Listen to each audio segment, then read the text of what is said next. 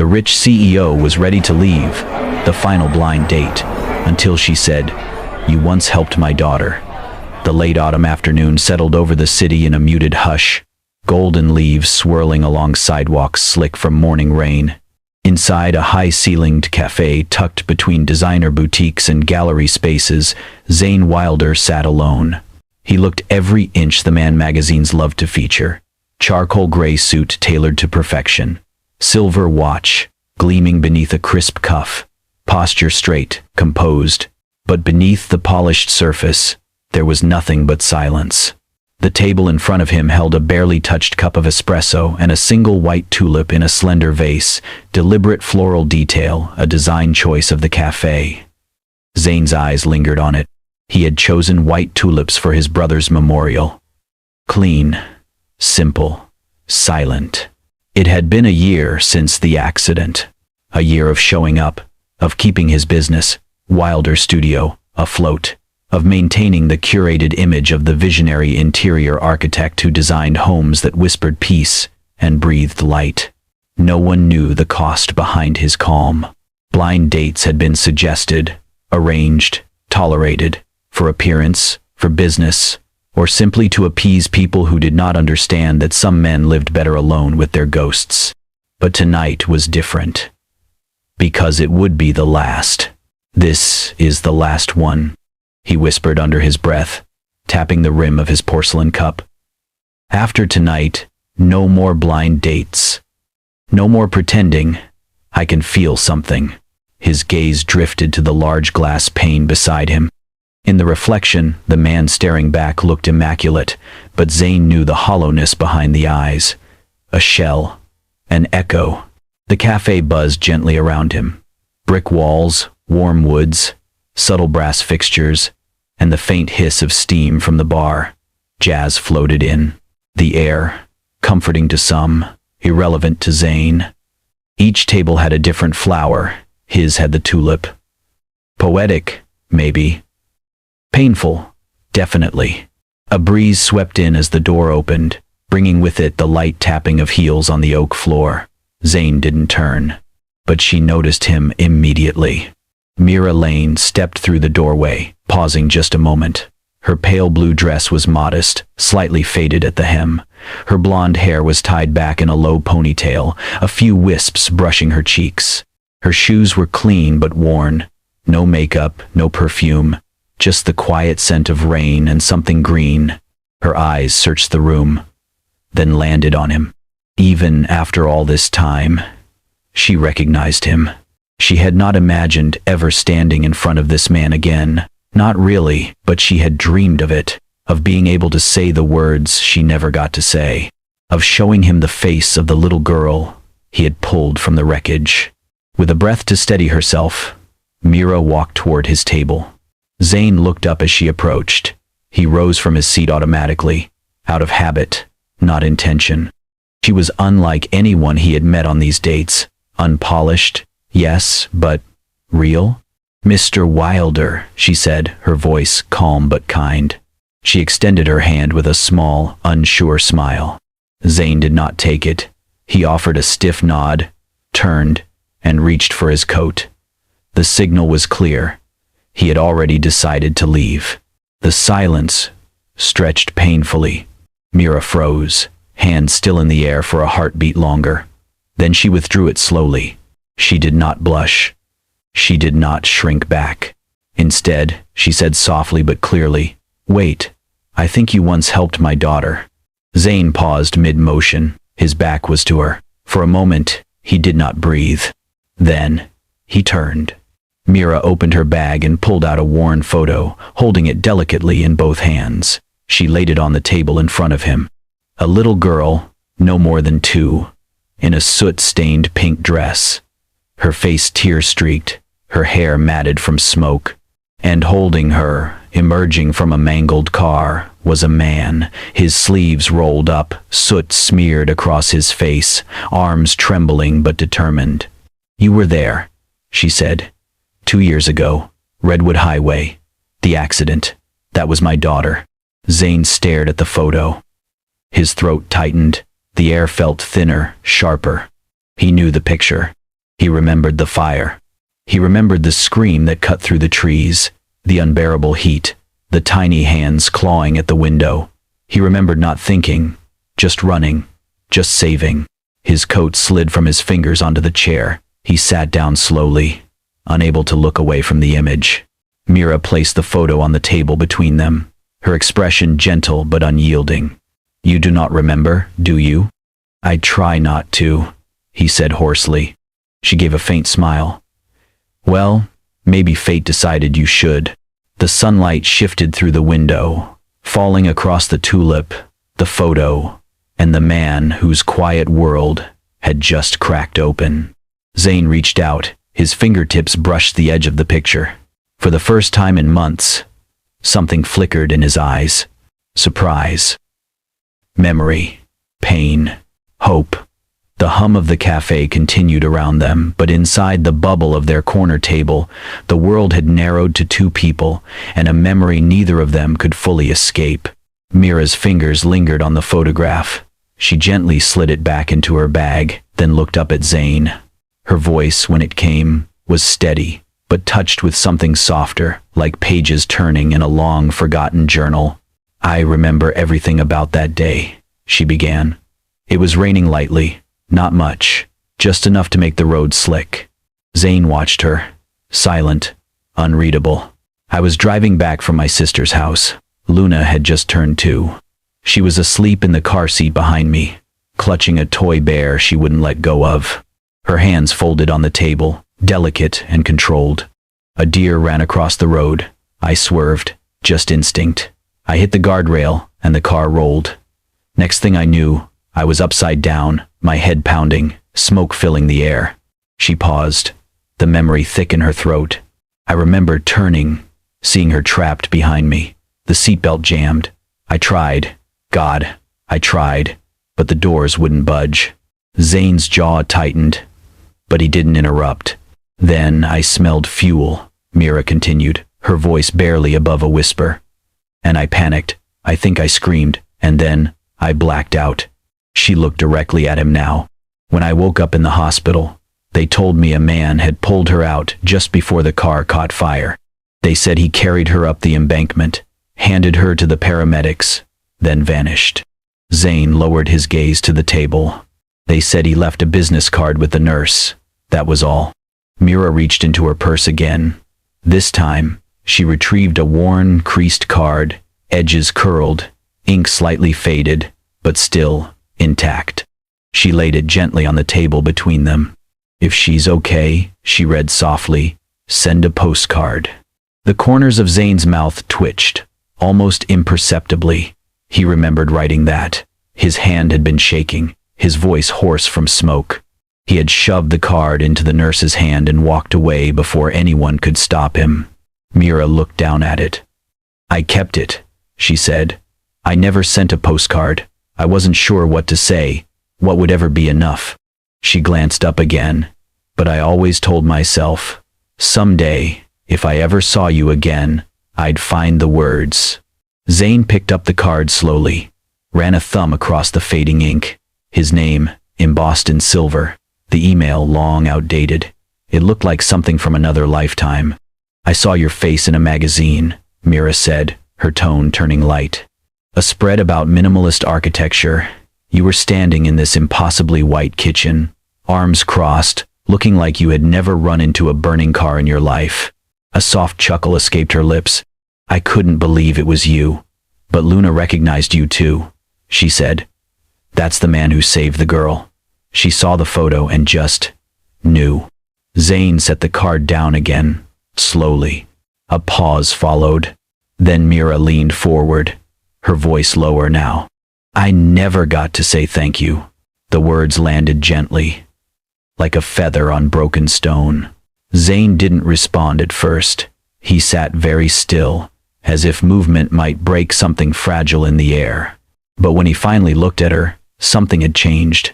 His eyes, once sharp and defensive, were softer now, uncertain, vulnerable.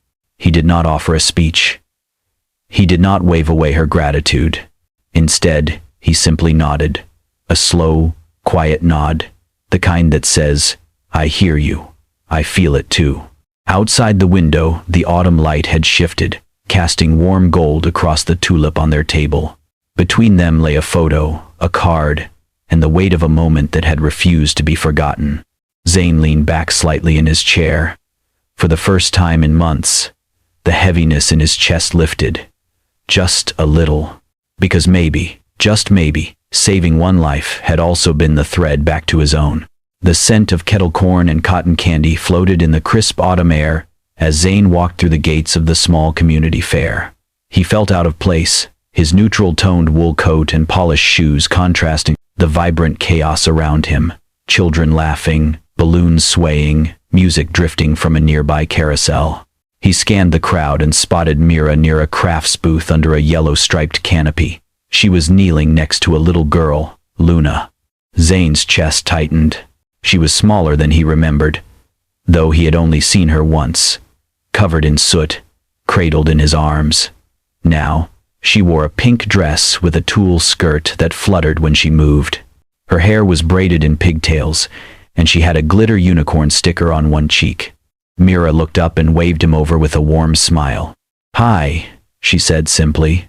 Zane nodded, still not used to how naturally she looked at him, like he was just a man, not a ghost from a tragedy.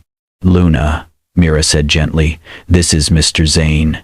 Do you remember the story I told you, about the man who helped you?" Luna tilted her head, studying him.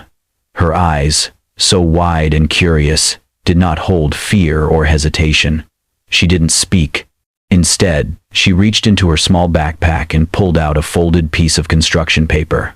She held it up to him proudly. Zane took it slowly and unfolded it.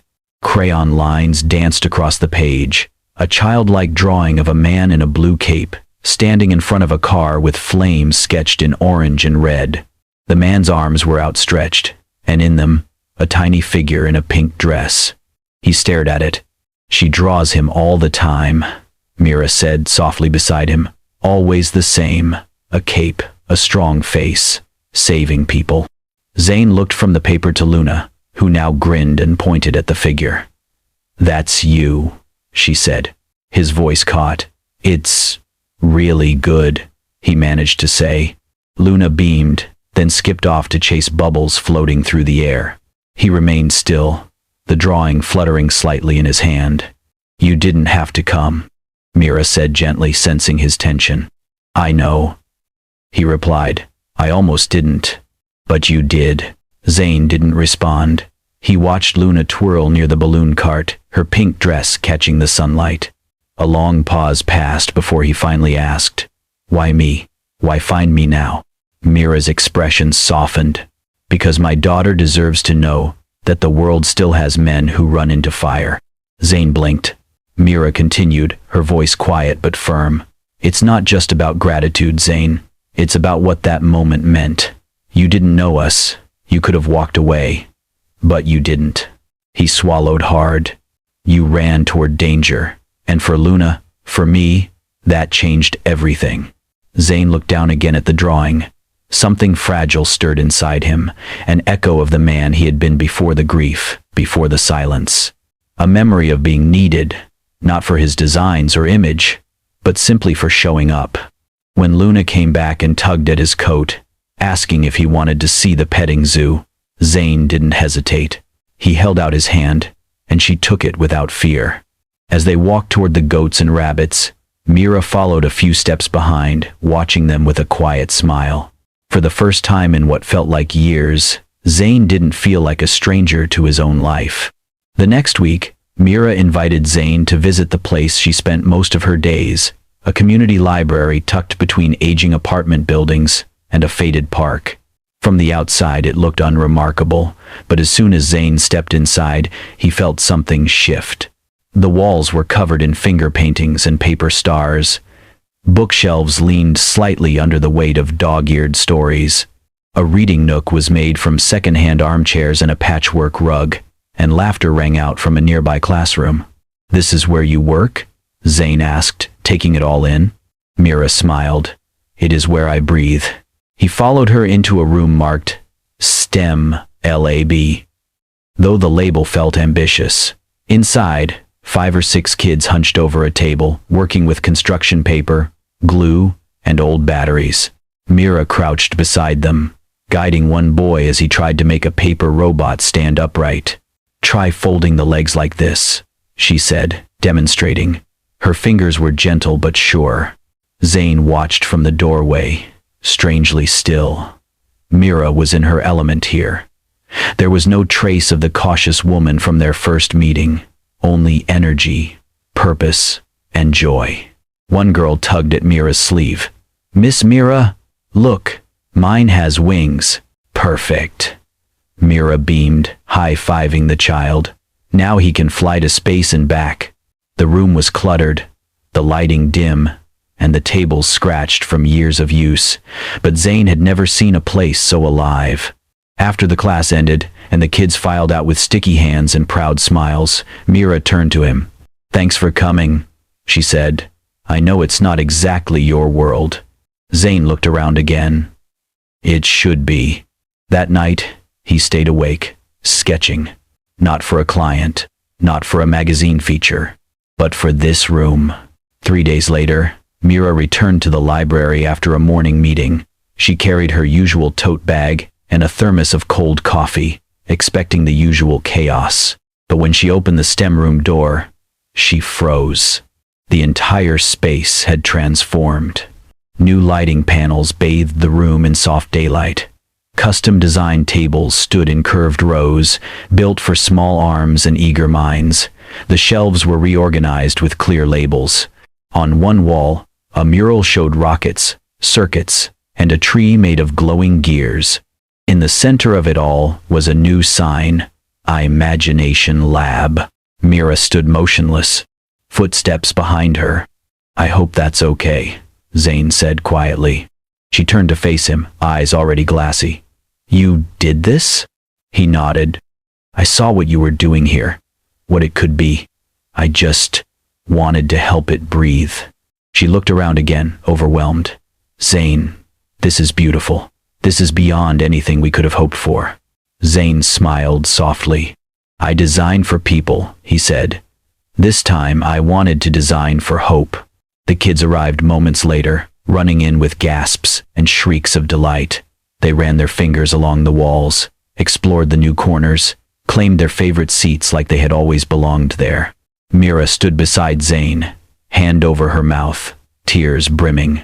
And Zane, for the first time in a long while, felt like he had built something that truly mattered. The field trip had started off as a perfect spring morning. The sun spilled gold across the hills of the local nature reserve, warming the soft grass underfoot. Children from the library's community program darted between wildflowers and trees, their laughter lifting with the breeze as they chased butterflies, flew handmade kites, and tossed paper airplanes shaped like birds. It was the kind of day Mira loved, full of color, innocence, and a rare sense of peace. She walked alongside Zane, clipboard in hand, occasionally checking attendance as she pointed out plants and trails. He listened intently, nodding as she spoke about how much the kids had grown in confidence since the STEM lab was renovated. The warmth of the sun, the softness in her voice, and the playful joy around them created a rare kind of quiet in Zane's chest, a moment where he didn't feel the weight of grief pressing down. And then Mira's voice changed. "Luna?" It cracked halfway through her daughter's name. Zane turned just in time to see the pink blur of Luna's dress fluttering too far ahead, her small figure chasing after a feather drifting in the breeze. The slope she stood on was steeper than it looked, and the grass, still damp from morning dew, gleamed like silk. In a heartbeat, Luna's foot slipped. She tumbled forward with a soft, startled cry. The world seemed to tilt. "Luna!" Mira shouted, panic tightening every syllable. But Zane was already running. He tore down the hill, gravity pulling at every stride. His shoes slipped on the slick grass, suit jacket whipping behind him like a cape. For a moment, time warped, everything slowed except the pounding of his feet, the rolling of Luna's tiny body, and the looming tree trunk just ahead. She was going to hit it. Zane launched himself forward, stretching every muscle, every ounce of instinct. He caught her just in time, his arms wrapping around her, his own body twisting so his back took the brunt of the landing. They crashed into the earth, a thud muffled by grass and breathlessness. Zane gasped as the wind was knocked from his lungs, but his arms never let go. Luna was sobbing now, clinging to him, trembling. Her little fists clutched the collar of his shirt like she had done it 1,000 times. "It's okay, little one," Zane murmured, voice low and steady despite the tremor in his limbs. "I've got you again." He held her like she was made of porcelain. His palm cradled the back of her head, his other arm wrapped around her spine, steady and unshakable. Dirt smudged his cheek, blades of grass clung to his clothes, but his focus never left her. Mira ran to them, her legs shaking with every step. She fell to her knees beside them, heart pounding, breath ragged. Her hands immediately reached for her daughter, but paused when she saw how tightly Luna clung to Zane. "Zane," she breathed, her voice breaking. He looked up, and in his eyes was something that stilled her completely. Not fear, not shock, not even relief. It was love.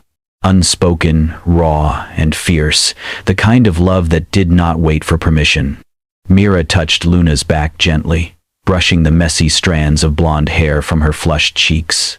The girl hiccuped through her sobs, but buried her face deeper into Zane's chest. "She's okay," Mira whispered, voice shaking. "She's just scared." Zane nodded, his jaw tight. "I know." For a long moment, they stayed there. Zane kneeling in the grass, Luna safe in his arms, Mira by their side, one hand on each of them. The other children had stopped playing. The chaperones stood silent, watching from a respectful distance. Finally, Luna stirred. She looked up at Zane with eyes still glossy from tears, her voice a tiny whisper. "You came again." Zane smiled softly, pressing a kiss to her hair. "Always." Mira felt something shift inside her. The man who had once saved her daughter from fire had now caught her from falling. Not once had he hesitated. And now, something deeper connected them. Not just gratitude, not just admiration, recognition of a bond too strong to ignore, of a family forming one act of love at a time. That evening, Mira invited Zane over. The house was quiet, small but warm, the kind of space that felt lived in, where every creak in the floorboard belonged to a memory. Soft jazz played from an old speaker tucked in the corner of the kitchen, its sound mellow, comforting. The lights were dim, casting a golden hue across the butcher block countertops, catching the edges of the mismatched mugs and chipped plates stacked neatly on the open shelves. Zane sat at the kitchen island, both hands wrapped around a ceramic mug filled with herbal tea Mira had brewed herself. Across from him, she leaned on her elbows, chin resting lightly on one hand, eyes watching the steam curl upward between them. "I haven't had someone over in a while," she said softly. Zane gave a faint smile. "Me neither." There was no awkwardness in the silence that followed, just space, shared and respectful. Then Mira took a slow breath. Her gaze dropped to the edge of the counter. "Luna's dad left the day I told him I was pregnant." Zane's expression shifted, subtle but attentive. "He said he wasn't ready for that kind of life," she continued, her voice steady but low. "Disappeared within a week. No calls, no letters, just gone." She traced the rim of her mug with her finger, the motion more grounding than idle. "I was scared, sure, but mostly I was angry. I told myself I didn't need him, that I'd be everything Luna would ever need." She paused, eyes drifting toward the small framed photos on the far wall. One of them showed a toddler in a pink dress, smiling through a mouthful of cake. "And for a while I was, until the accident, until you." Zane's gaze softened, waiting. "That day," Mira said, her voice quieter now, "when I saw someone run toward fire instead of away from it, something broke open in me. I didn't know your name, but I remembered your eyes. I remember thinking, maybe not all men leave." Her voice wavered just slightly. Zane looked down at his tea, then spoke, his voice low and careful. "My brother, Leo, he was 27, the best of us, brighter, Kinder. He believed in everything, especially in me. He paused, his jaw clenched lightly. 2 years ago, I asked him to help me source materials for a custom design. He didn't have to, it was late, but he came anyway. There was a drunk driver, wrong lane, he never made it home. Mira's breath caught, her posture straightened, eyes full of empathy.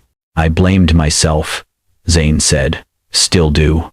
After that, I stopped designing for people. I made things for magazines, hotels, things that didn't feel. He looked up, his eyes meeting hers. I stopped letting anyone in. I thought, if I cared again, I'd lose again. Mira reached across the island, her fingers brushing his. You saved Luna, she whispered. But I think you saved something in me too. Zane didn't answer. He simply turned his hand and took hers, steady and warm. The silence between them was no longer empty. It was full of unspoken understanding. Two people, once broken by loss, now finding light in the quiet glow of a kitchen, beginning, at last, to heal. For days, Mira heard nothing from Zane.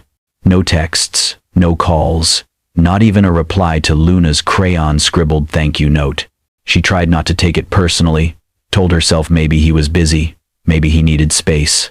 But deep down, her heart ached. She had seen the light in his eyes return. She had felt the warmth beginning to bloom between them. And now, it was gone again. One evening, after putting Luna to bed, Mira couldn't stay still any longer. She grabbed her coat, locked the door, and made her way to the Wilder studio downtown. It was past 9, and the streets were quiet. Through the tall windows of the modern brick building, she saw a single light still glowing. Inside, Zane sat alone at his drafting table. He didn't hear her enter. He was hunched forward, pencil in hand, sketching something slowly, deliberately. A house, warm and open, filled with light, and plants and laughter frozen on paper. A dream. But his eyes were somewhere far away. Zane? Mira said gently. He startled, looked up. Surprise flickered across his face, followed by something heavier, guilt. Mira. She stepped closer. You disappeared. He looked down. I know. Silence stretched between them. Zane set the pencil down, ran a hand through his hair. I've been sitting here for hours, he said, designing a space that feels like home. But I realized, I don't know what home is anymore. Mira waited. He looked at her then, eyes weary, voice cracking. I'm scared, he admitted. What if I bring more pain? What if I fail you, or Luna? What if I can't be enough for something this real? He stood, pacing now, the words pouring out. I've spent years building walls. And now, you two. You're the first ones who ever made me want to open a door. But what if behind it, there's nothing there? Mira walked slowly toward the table, her eyes on the sketch he'd been working on. The house on paper was imperfect, lines shaky, erasures visible, but it had warmth, intention, heart. She placed her hand gently over the blueprint. Zane, she said softly, you already saved us once. Maybe now, it's time to let us save you. Zane froze. Something in her voice cracked through the fear. He looked at her, really looked at her, and saw not pressure or expectation, but quiet strength, understanding, a mirror of his own hurt and his own healing. His chest rose with a deep breath. Then he stepped forward. No more words. Zane wrapped his arms around her, pulled her in close, and held her like a man who had been holding his breath for far too long. And Mira, she didn't speak either. She simply leaned into the embrace, resting her cheek against his chest. Outside, the city lights glowed in silence. Inside, two souls stood still. And for the first time in years, Zane didn't feel like he was falling. He felt like he was finally being caught. 1 month later, the air buzzed with celebration. The grand opening of Wilder Studios' newest project had drawn a crowd of families, journalists, and community leaders. But for Mira, standing just beyond the white ribbon arch, it still felt surreal. Rows of brightly colored homes lined the newly paved walkway, each one thoughtfully designed with open kitchens, safe play areas, and small gardens. A village built for hope and for women like her. Luna clutched her hand tightly, eyes wide with wonder. She wore her favorite pink dress, the hem slightly crooked where she had insisted on fixing it herself. "This is where moms and kids can be safe, right?" she whispered. Mira nodded, her throat tight. "That's right, baby." On the main stage, Zayn stood in a slate blue suit, one hand gripping the microphone, the other fidgeting behind his back. His usual calm demeanor had been replaced by something more vulnerable, anticipation, maybe even nerves. "Before we officially cut the ribbon," he said, eyes scanning the crowd, "I want to acknowledge two very important people." He paused. "Would Mira, Lane, and Luna please join me on stage?" Mira blinked in surprise, her heart skipping. Luna squealed, "Come on, mommy." They climbed the short steps. Zayn met them at the center, his smile soft but unsure. The crowd quieted. Then he bent down, pulling something from behind the podium, a handcrafted dollhouse, no taller than Luna's knees. It was an exact miniature of the model home behind them, but inside the open layout were three small figures made of wood and wire, a woman with yellow yarn hair, a little girl in pink, and a man in a gray jacket. Luna gasped, clapping her hands.